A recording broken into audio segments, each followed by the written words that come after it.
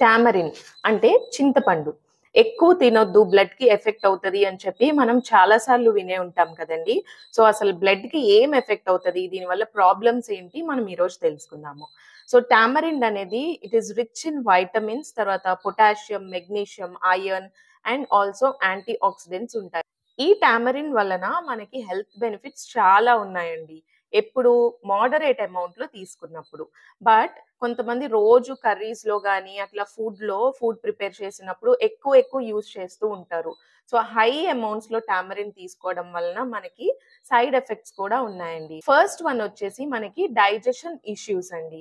ఈ digestion issues ఎందుకొస్తాయి అంటే, tamarind అనేది హైలీ అసిడిక్ ఫుడ్. అంటే చాలా పుల్లగా ఉంటది కాబట్టి, మనకి డైజెషన్ ప్రాబ్లము అలాంటివి వస్తూ ఉంటాయి. Apart from digestive issues, tamarind అనేది ఎక్కువ క్వాంటిటీ, ఎక్సెస్ అమౌంట్‌లో తీసుకోవటం వలన మనకి అలర్జిక్ రియాక్షన్స్ కూడా వస్తూ ఉంటాయి.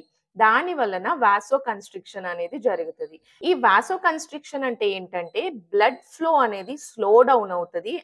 అండ్ ఒక్కొక్కసారి ఈ బ్లడ్ వెసల్స్ అనేవి బ్లాక్ అయిపోతూ ఉంటాయి. సో, ఇవైతే ఈ చింతపండు ఎక్కువగా తినటం వలన సైడ్ ఎఫెక్ట్స్ అండి. మనం ఏ ఫుడ్ అయినా గాని మోడరేట్ అమౌంట్‌లో తీసుకోవటం మన హెల్త్‌కి చాలా మంచిది.